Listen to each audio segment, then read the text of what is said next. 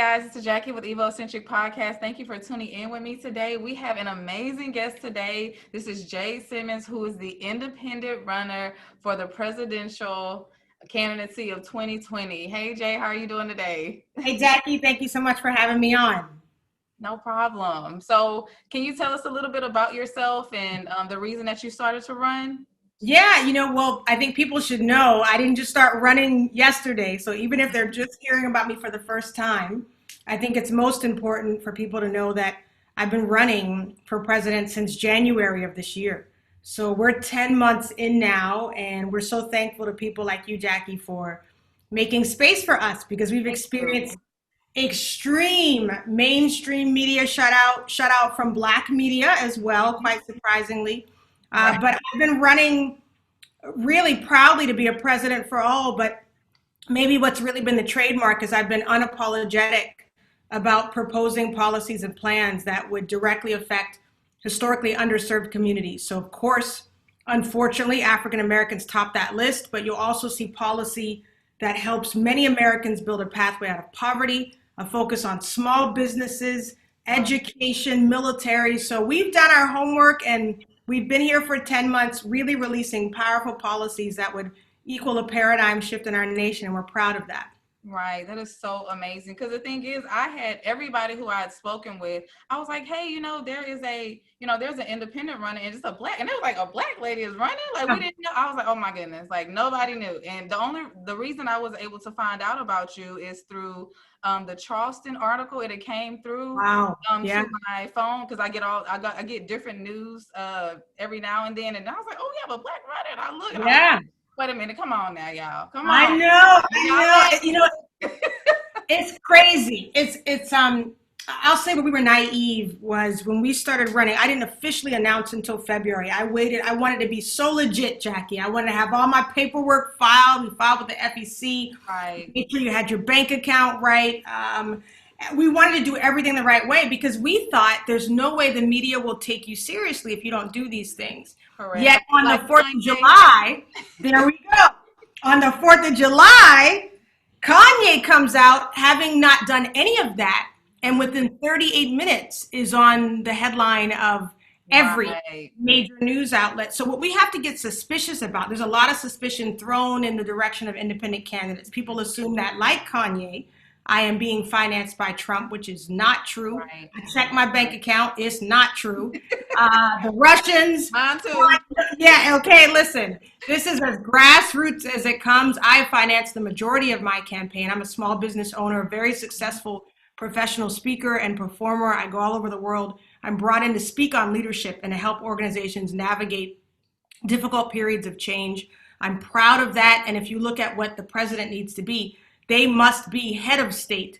And think of it as the chief communicator. And what I've been saying is if you look at the two options we have, you've got a president that is intent on instigating us through this, not communicating us, instigating. Right. And you have Vice President Biden, who I believe has been an absentee. I don't believe his voice is the powerful voice we need. Not at all. In this moment. So we've been speaking out boldly. And I said we were naive. We thought, man, being a Black woman, we'd at least generate interest from the Black community. But what you saw was a real fear from the Democratic Party that I would take votes. The Republican Party fears that I will take their evangelical and Christian votes. So you have both parties working overtime to make sure you never hear about me. So again, thank you for seeing that article and reacting to it when you found it. No problem. So so for me with Biden, it just seemed kind of like they used Kamala as like the person because I feel like she is the person that's actually running. So listen, I mean, I think we got to have some hard, kitchen table conversations when this thing is over. There's a lot of stuff that I believe we as a community will have to talk about behind closed doors. Everything is not made for live. You know what I'm saying? Some stuff needs to be taken backstage. Mm-hmm. But one of the things we're going to have to ask ourselves is when Kamala was running for president, you know where I'm going? Yep. When Absolutely. Kamala was running for president, I didn't see hashtag win with black women. She got no support from the Democratic Party. They didn't throw their support behind her. Absolutely. All right. I wasn't a fan of hers simply from policy standpoint, but I was supportive of the fact that there was this woman of color running. More power to her. Right. Here's my question. How come we're okay with her when she rides second place to the older white guy? That's a question we have to ask. And then the other question on both sides, and I say this to my Republican friends and my Democratic friends, they'll tell me, we don't really like this guy, but we just gotta get the other one out of office or keep. Exactly. And to me, that is a very slave-like mentality. Like, oh, we know he ain't gonna do nothing for us, but we got to make sure that Trump don't get in office. But listen, you said it, okay? You said it. Here's where I'm going to back that up. My problem is this, and again, I am the daughter of a civil rights activist. You better believe I'm concerned about race relations. I actually love speaking about race and getting people of all ethnicities, all age groups, all socioeconomic statuses in the room to talk about it, because I think it's a powerful, rewarding discussion to have, actually. And as a Black woman, most of the spaces I'm brought into are predominantly white most of the time. I'm comfortable talking about these issues no matter the makeup of the room. But that being said, if we're just talking about the Black community, why are we deciding which party gets to have us for lunch? Why haven't we raised up our own candidates? And it's This has to be me. Doesn't have to be me. But so our question has kind of been, when people, white, Black, Asian, whatever, say, we don't want those two. I wish there was somebody else. And then we go, hey, there's somebody else. They go, no, not you. Not you. We don't want you. We just want somebody else. And so, I think it's a look in the mirror kind of season where we're going to have to ask ourselves if we mean what we say. Absolutely. And I mean, the thing is that I don't think we hold the value of our vote as much as we should. It's just like, look, the Democratic Party has always been what we're supposed to do. And honestly, I can't really say that I've gained anything from them being. Listen, not just you. If you really got a staunch Trump supporter in the room that is on the lower scale of the socioeconomic roster, so to speak, they would be saying the same thing, that they have also not benefited. You've got coal miners who voted in spades for Donald Trump, who are now not only still without work, but are dying from Black lung disease, the very coal they're fighting to keep. So we in many ways as Americans all across the spectrum are voting against our own interests. So I love what you said about we have to own our vote. We call it freeing the vote. I think the most powerful position we could be in as citizens is to be so mysterious they don't know where our vote's about to go. So that means they've got to come correct with real policy, impress me. Don't be entitled. When people say, Jade, you're going to steal Biden's votes, you're going to steal Trump's votes. Those are not Biden's votes. They're not Trump's votes. They're your votes, first of all. I can't steal a vote, but I can earn it. And if suddenly people are coming from your guy to me, that's his problem. It's not mine. My job is not to be less compelling than your favorite candidate. Tell your favorite candidate to propose something that you can stick with. And when we talk that way, we do the work for these parties that have kept us in bondage to policies that aren't serving us. And so we feel a large part of this, listen, we're in it to win it. We're in line for more than 270 electoral votes. We didn't come to play. We did all the viability stuff we have to do. So we are in line just like any other candidate. The biggest disadvantage is visibility. That being said, we believe there's a lot of ways to win. And one of those ways has been bringing exposure, bringing light to a lot of these issues. Right. So have you, with you running as an independent person, have you gotten any major backlash from your family members or friends? No. Okay, so that's a whole other hour. And the funny thing is, I wish I had backlash. You know what you get? You get radio silence. you get radio silence. And so The same like when you open up a business. I know I got family that's riding with Biden. I Mm-hmm. got church friends that are sticking with Trump. Mm-hmm. Um, and I think if you go into this with your own ambitions or a personal agenda, Mm-hmm. or if this is about ego, your feelings will get hurt very quickly. Right. If you know you are doing this, God, this was not the plan for 2020. I had, just like everybody else, I had a lot of other plans for this year. Right. As a family, we had talked about running. My husband, who's my high school sweetheart, he's been with me through all the different iterations in life, and he was so supportive. But we really had planned on doing this farther down the road, Jackie. But what happened was the times happened.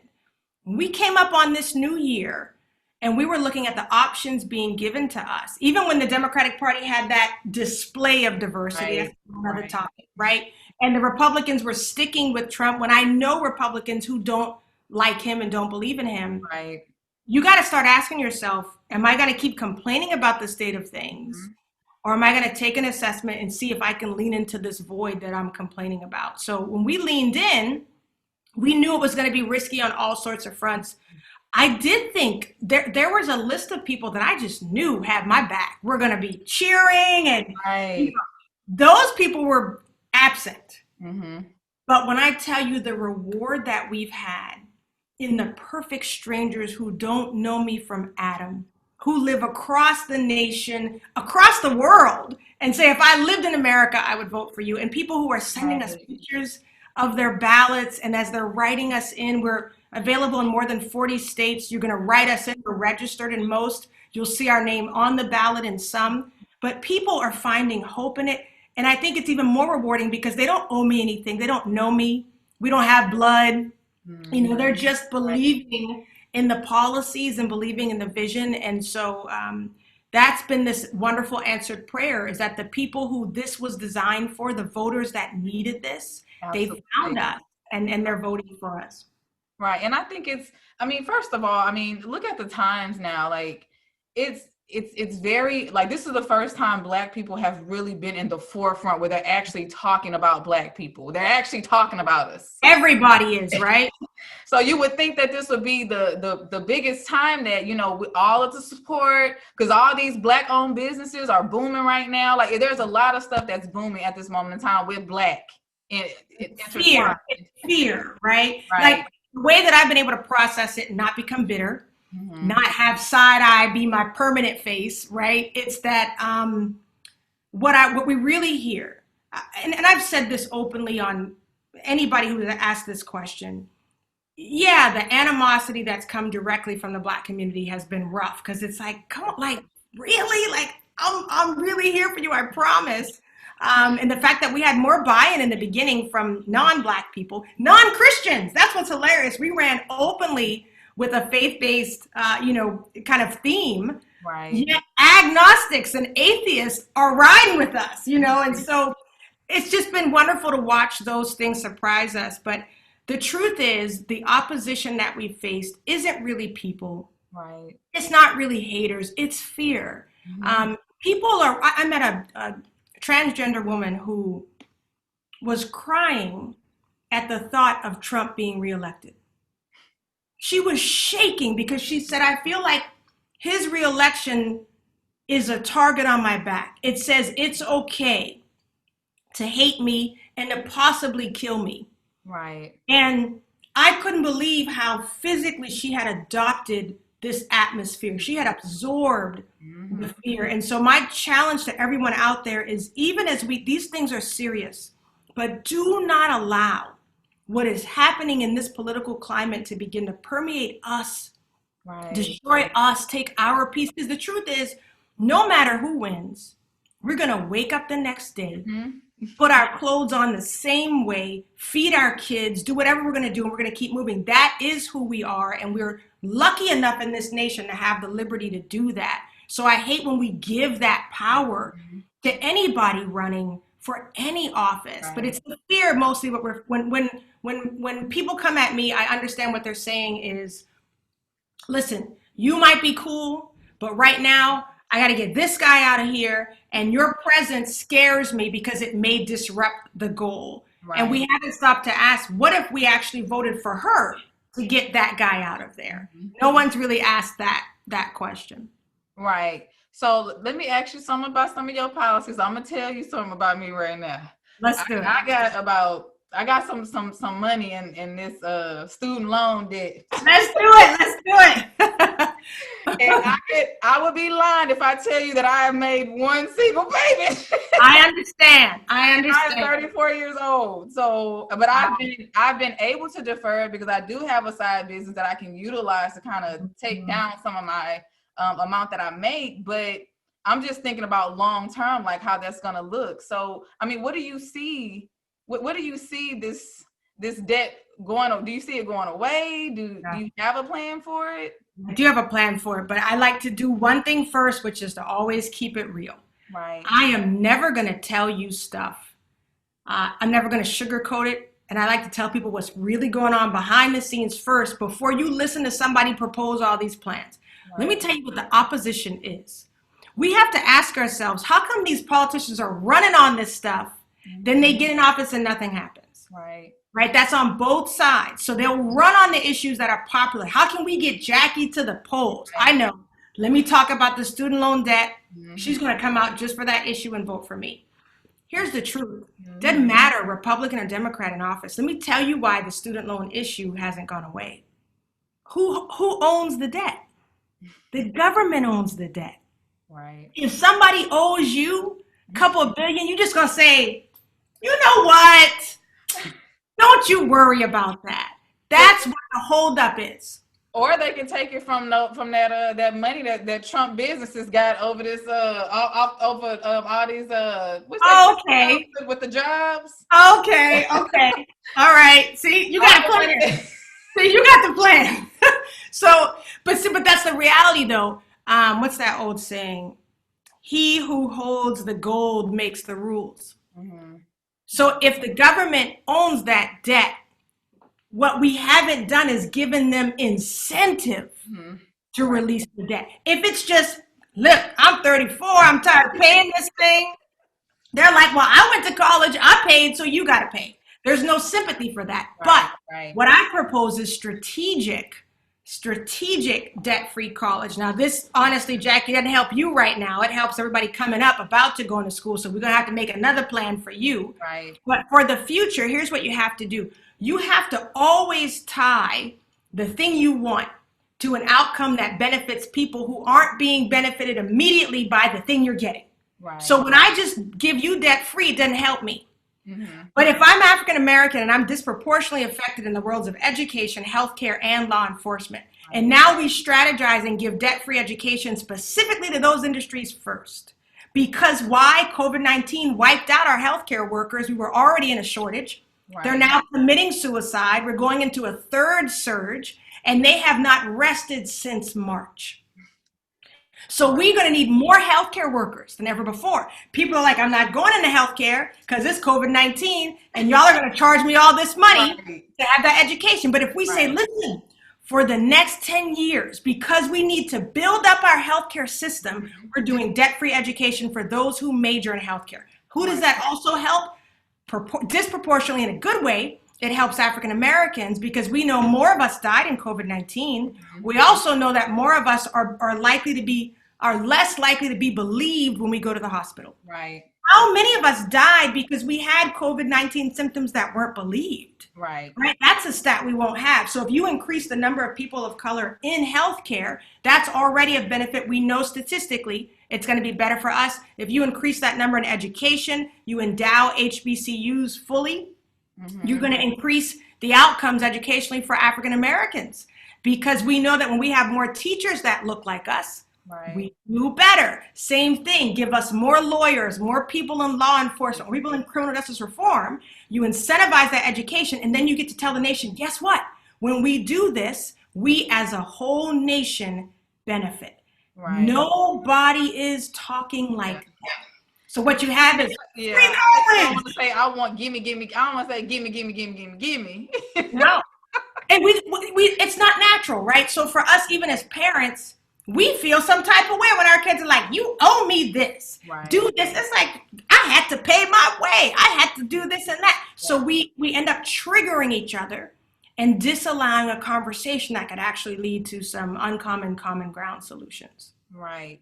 So with you mentioning healthcare, do you have a healthcare plan? How am I going to be running for president for 10 months and not have a healthcare plan? Yes, ma'am. Yes. Look, my deductible is $3,500, and I'm an educator, and I have 2. You want Obamacare? Is that what Obamacare? It's too expensive for. It's even like, so I pay for my job. I think it's like almost $400 a month. Wow. And with the Healthcare Act, I believe it may be almost $1,000. Like, it's pretty high. So people don't hear that because the discussion is repeal and replace or everything Obamacare. Right. And I meet people on a Monday that are like, Obamacare changed my life. I love it. I meet people on Tuesday, Obamacare destroyed my life. I hate it. Well, it changed my life when I was making $14,000 a year. That's right. But once you actually made a little something. Now I'm in middle class, and now I'm still trying to from poverty. Yeah. Tell that to the middle class business owner who's paying more taxes than Donald Trump. Right. 50 times more. That's what my taxes are, right? And so here's the billionaire paying $750. First thing, I need a new tax person. That's first order of business, right? And then secondly, we have to ask ourselves, why are these things so disproportionate? With healthcare, we propose 4 different things. So what we've tried to do with Operation Restoration, and I haven't done this yet, JadeSimmons2020.com, all the policies and proposals are there. We even made it easy because we all have shorter attention spans. There's one button you click on called Top 20 Platforms, and right there we lay out bite size of all of our policies. You can read them in less than 2 minutes each, but you can understand really quickly where we stand. Healthcare, we proposed 4 different things because we knew Obamacare wasn't the fix-all for everybody. Mm-hmm. But if you repeal it, you're going to put 28 million people instantly out of healthcare. Right. So we talk about fixing the glitches in Obamacare that specifically hurt people like you. And one of those glitches also is a family glitch where people, it looked like they were doing good until they got up there for that copay, right. And then it really hurt them. Right. The other thing we're doing is pulling down the age of Medicare for people to buy in at a younger age, 55. And then we're also going to work with states to expand Medicaid for people in the lowest ends of the poverty spectrum. So you got people living below the poverty line, that where the poverty line is calculated, it's still not really accounting for the hardship that it takes to actually just pay their everyday bills. And then we have to look at some form of universal health care. Mm-hmm. COVID-19 showed that. But if you get out there, Medicare for all, burn it all down and make it, already the discussion is stopped, right? Medicare. And you get a car, and you get a car. Exactly, right? And you go to college, and you go to college. And meanwhile, our debt is $27 trillion, which is one of our biggest national security threats. If China wanted to beat us, they don't even have to lift a missile. Right. All they have to do is say, let us get that debt off you. We're calling it in. Right. And it's over. And so we do have to balance what the programs we add and the deficit that we must reduce. And you don't hear that coming from any politician because it's either or. If you're Republican, it's get rid of the deficit. Well, they don't even do that anymore now. They're ready to spend now because they're bailing out corporations, whole other outlet. And then on the left, you have, right, no, it's got to be give us what we need programs. So I'm saying you got to do both. Right. And so the 4th thing we look at with universal health care is we start with the most impoverished. And you start in the poorest communities that have an insurance monopoly. You force competition with the insurance companies that are in that region, and you roll it out in phases. Why? Because we have to see how it works for us. My big concern in this country is that free equals subpar. I have to make sure that as we build in free, it's not all of those folks go get the free health care and it's lesser health care. I have friends in Canada who have universal health care and still pay because they want to, because right. they pay for better care. Right. And so as we build it in, I don't want it to be another thing where people of color are the ones getting the free care. The doctors are backed up, tired, not serving them as needed. They give you a nurse practitioner. You don't even get a doctor. Never see the doctor, right? And we all know, you all know In every city, there's that hospital that you go, don't go, listen, Right. don't go there. And I don't want all of our hospitals to turn into that in an effort to have equality in healthcare. So it's something that we believe we must work towards, and COVID-19 proved it. Right. So with one of the biggest issues right now, which is mental health, and I know that you're a huge advocate of mental health care. I mean, I'm sorry, with mental care. What are Yeah. some coping mechanisms that you use? Because I know that this is a very stressful, it's a very stressful time. Like I know we have our vices. Yeah. Let's see. So I'm a wife, I'm a mother, a Mhm. small business owner, and now, of course, presidential candidate. So the stressors have been intense. COVID-19 immediately shut down my company because I make my living in front of audiences of thousands of people. So we didn't get any gradual, it was bam, you're done. Right. And so I had to deal with how do you maintain, first of all, the atmosphere that you want to create in your company? How do you keep up with payroll? How do you have salaries continue to go on? As the leader, and this is what we propose as servant leaders for this nation. People keep saying, what's it like to be running as the first Black woman? You could potentially be the first Black woman president. I'm like, I haven't even thought about that. I've been so obsessed with being the first servant leader president. How do we serve? And so I believe that you're going to see how people lead by how they have lived. And in our business, the first thing we did was we were able to maintain for a long time without pay cuts. When we did do pay cuts, I took the first pay cut and I took the largest pay cut. Minimum wage here in Texas is $7.25. In my company, it's $18. I can't be out here proposing to the world. That's right. And you know what that equals? That equals loyalty, Right. right? That equals a certain level of buy-in because you know your employer respects you and honors your contribution. Exactly. And here in our company, they always go, Jade, do you still love us? Because I'm always trying to get them to go out. If they start getting really big in purpose and their ability is beyond the role, we have discussions about where's your purpose taking you? What's next for you? Do we need to build you something else in this company? And I believe as the leader of the nation, you have to have a leader who looks at people that way, who says we can't give corporations the opportunity to build the American dream and then build it on the backs of American workers and not pay them. So we've tried to shape things in that way. So the stressors have been just like the rest of the country. For me, it's been having a stable home life. My husband, again, he's my rock. And he's as steady Freddie as they come. If I'm the president, he's Secret Service. That's more his. He's back in the cut, hoodie all day kind of a thing. Yeah, and I have kiddos, and my daughter is kind of our ball of energy, and my son's really chill like his dad is. But the main thing for me, Jackie, has been remembering what's really real and what's really valuable. So already releasing the outcome, I would encourage people.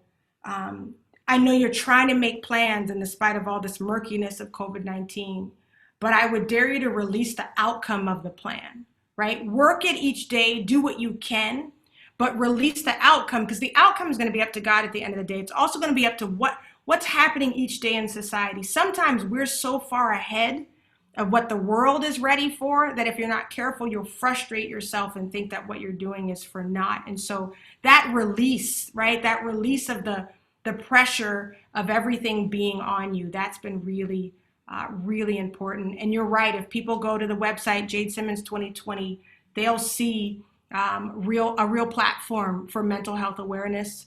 I used to work in the area of suicide prevention, youth suicide prevention. And we have worked mental health into just about every area, whether we're talking about making it more predominant in healthcare, caring for our military service members and veterans, looking at mental health care for kids and diagnoses for kids, making sure our kids aren't over medicated, but also making sure that especially our people of color, our boys, our Black boys, are getting opportunity to have a diagnosis versus just a discipline referral. That's a whole other discussion as well. But thank you for bringing that up.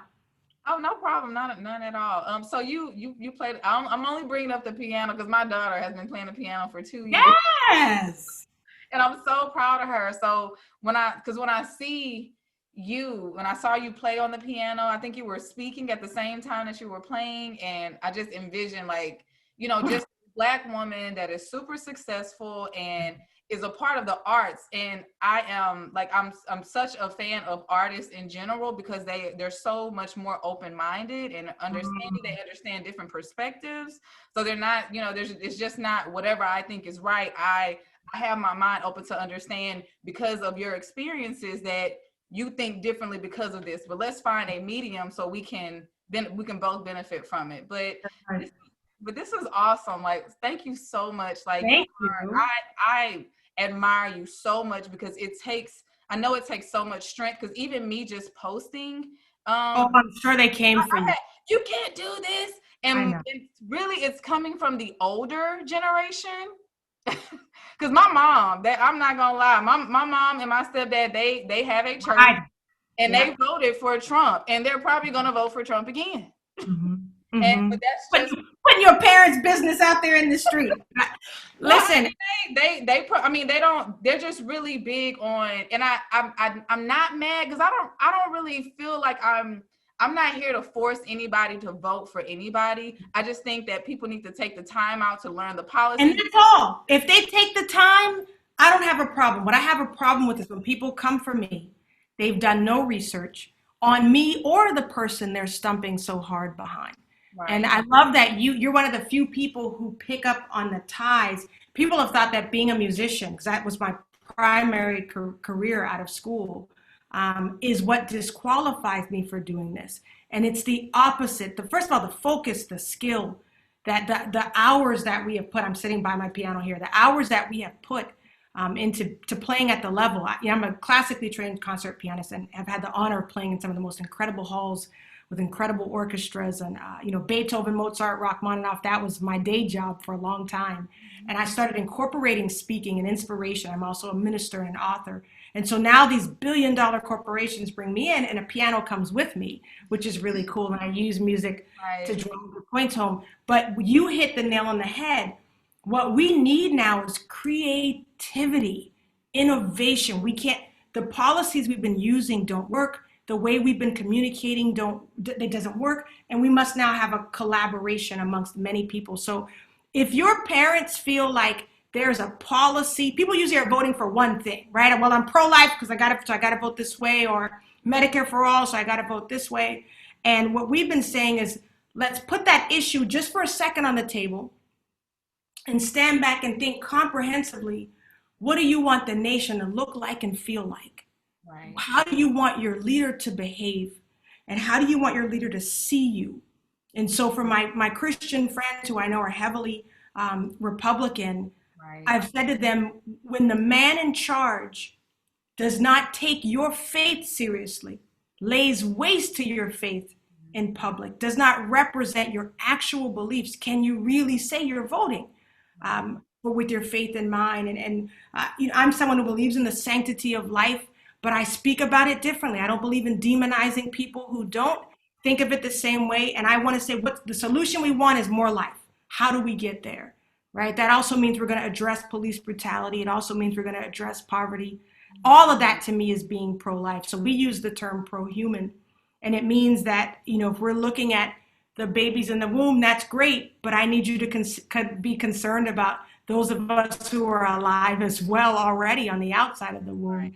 And so these are just broader discussions that we are challenging people to have. And so thank you for allowing me to come on and have one of those good comprehensive discussions. I really No appreciate problem. Thank you again for being on my show. I do want to give a quick shout out to Ad the MC. He produced Jim Crow the musical, which is an amazing album. I don't know if you've ever heard of him before, Jay, but he is awesome. He's kind of like J. Cole. It's very conscious rap. Like it's Okay.